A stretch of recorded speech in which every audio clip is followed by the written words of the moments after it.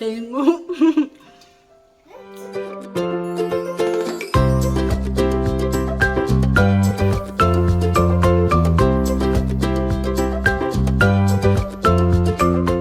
Coucou les amis et bienvenue sur ma chaîne. Aujourd'hui c'est l'anniversaire de mon mari et j'ai décidé de préparer un dîner spécial pour lui et les enfants. Bon, quelque chose de simple mais fait avec beaucoup d'amour. Et bien sûr, je vais tout partager avec vous. On va avancer étape par étape et vous allez découvrir ce que j'ai prévu pour ce soir. Là, nous avons le mets de pistache. J'ai d'abord emballé dans du papier cuisson, puis j'ai ajouté du papier à l'huile pour éviter que l'eau n'entre à l'intérieur. J'ai déjà commencé la préparation parce que comme vous le savez, ça prend plus de temps à cuire. Pendant que le pistache est en train de cuire, nous allons continuer avec le poulet. Cette fois-ci, j'ai choisi les ailes. Elles n'ont pas beaucoup de chair, mais pour être honnête, moi je les trouve plus savoureuses que les autres parties. Je vais nettoyer, assaisonner et puis laisser reposer un peu. Et comme toujours, j'utilise du sel et du citron pour nettoyer.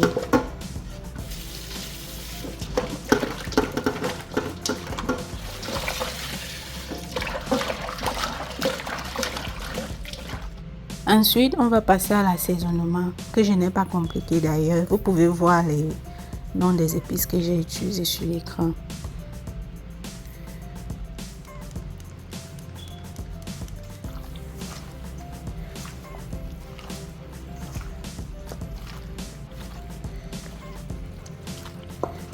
Et voilà, c'est prêt. Je vais laisser reposer un peu et on va passer au risotto. Tout d'abord, je fais chauffer l'huile, puis je fais revenir les oignons. Ensuite, j'ajoute un peu de tomate en boîte.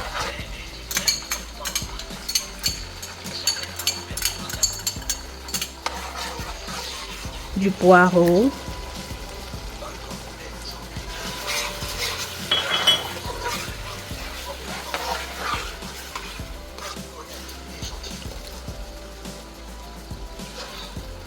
Du poivron et de la tomate fraîche.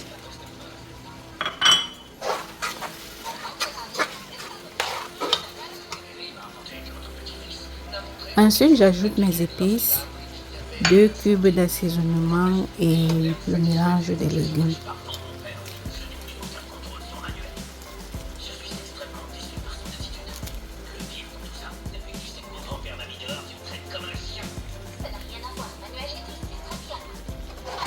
Mes épices sont principalement composées de poivre blanc, d'un peu de poivre noir, d'ail et de curry.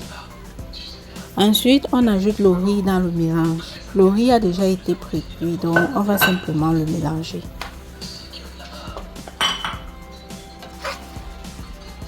Je mélange bien et je rectifie l'assaisonnement si nécessaire. En ce qui concerne le cube d'assaisonnement, c'est selon vos préférences, franchement. Si vous n'en consommez pas, vous pouvez simplement ne pas en mettre. Hello, open the door. Ryan is out there. I'm good. How are you? My day is going good. How was your day at school? Good. Okay. And mom, is the rice almost ready? The rice is ready. It's so yummy, guys. Yeah. Woo. When are you gonna start cooking the beignet? The beignet will be the last thing that I'm going to cook. Oh, no, lemon. Huh? Yeah, I'm going to use that to make fish. Oh, Et voilà, notre riz est prêt. Regardez-moi cette belle texture. C'est vraiment délicieux avec un goût bien parfumé. Maintenant, on va passer à un plat très spécial de mon pays, un plat traditionnel. Ce n'est pas seulement un plat de mon pays, mais aussi de mon village. Il s'agit du taro sauce jaune. Mais aujourd'hui, je vais vous montrer juste la recette de la sauce. Voici tout ce dont j'ai besoin pour la sauce.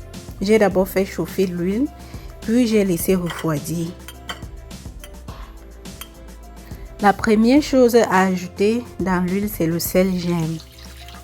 Mon sel gemme, je l'ai fait fondre dans de l'eau, puis je l'ai fait passer au feu pendant quelques minutes. Je mélange bien pour obtenir une préparation homogène, puis j'ajoute les condiments. Les condiments de la sauce jaune sont assez nombreux. C'est un mélange de plusieurs épices. Mais au marché, les mamans vendent ce mélange-là déjà écrasé et ça rend la tâche plus facile. J'en ai mis une bonne quantité dans de l'eau avec du sel et du cube et j'ai fait chauffer pendant quelques minutes.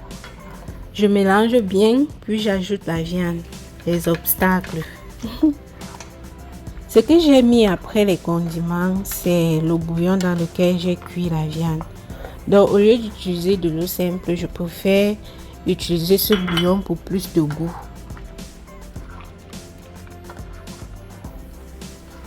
Les obstacles de ça. Et là, notre sauce jaune est prête. Le goût de ça. Et là, nous avons les bâtons de manioc. Je les ai achetés dans une boutique africaine. Ils sont déjà préparés et vendus congelés. Donc tout ce que j'ai à faire, c'est simplement les mettre dans la marmite, les faire chauffer et c'est prêt.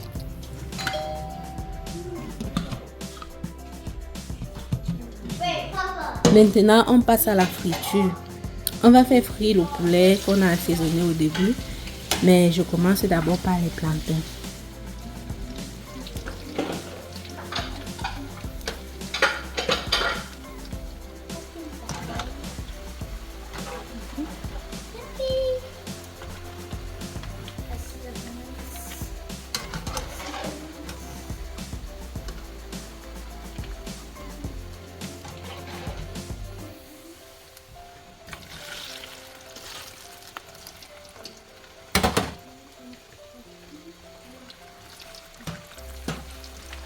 It's still not work.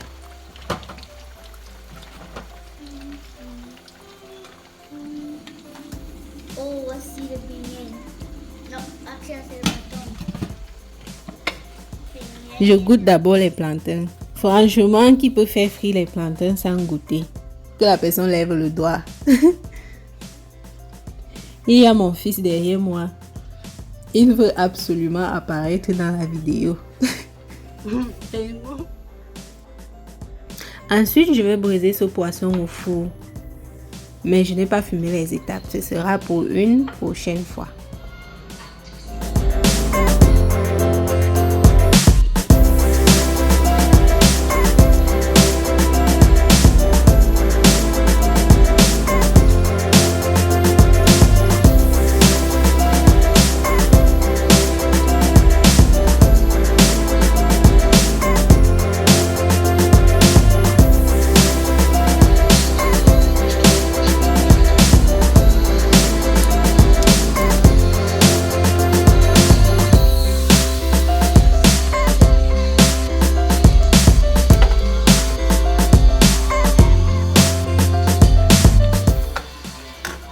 Et enfin, la dernière chose à préparer, ce sont les beignets. Je les ai gardés pour la fin, pour qu'ils soient encore bien chauds au moment de servir. Maintenant, pour ceux qui sont intéressés par la recette des beignets, j'ai déjà publié une vidéo sur la chaîne. Donc, vous pouvez aller regarder. Tous les détails y sont expliqués. Et dans la description de la vidéo, vous trouverez également les mesures. Tout est bien détaillé là-bas. C'est une recette rapide et très simple à réaliser. Donc n'hésitez pas à aller regarder cette vidéo. Oh my gosh, that is so good. Les amis, s'il vous plaît, n'hésitez pas à vous abonner, à liker et à activer la cloche de notification pour ne rien manquer de mes prochaines vidéos. En ce moment, je suis tellement occupée, mais bientôt je pourrai publier beaucoup plus souvent. Donc, n'hésitez pas à partager et à laisser un petit commentaire. Ça aide beaucoup la chaîne à grandir et ça me fait vraiment plaisir.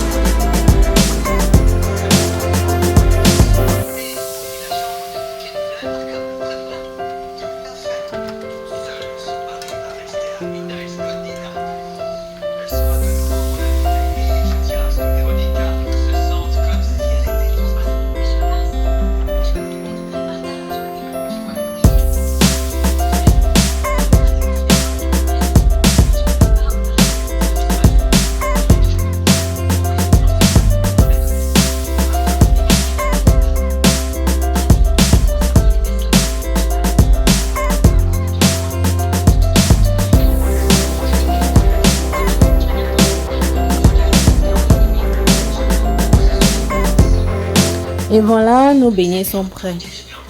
Regardez la texture. Franchement, ces beignets sont vraiment délicieux, très savoureux. Essayez-les à la maison et venez me dire en commentaire ce que vous en pensez.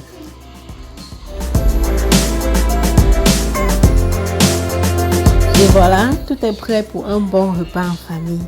Il ne reste plus que nous à table. Dites-nous en commentaire ce que vous en pensez.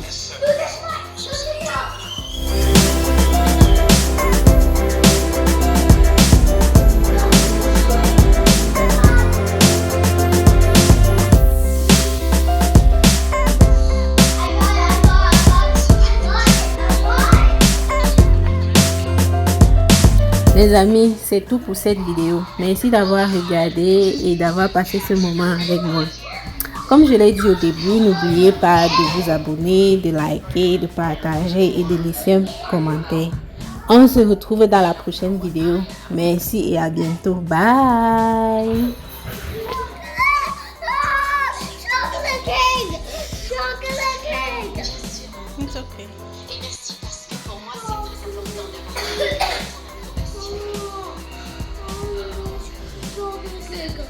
Chocolate cake.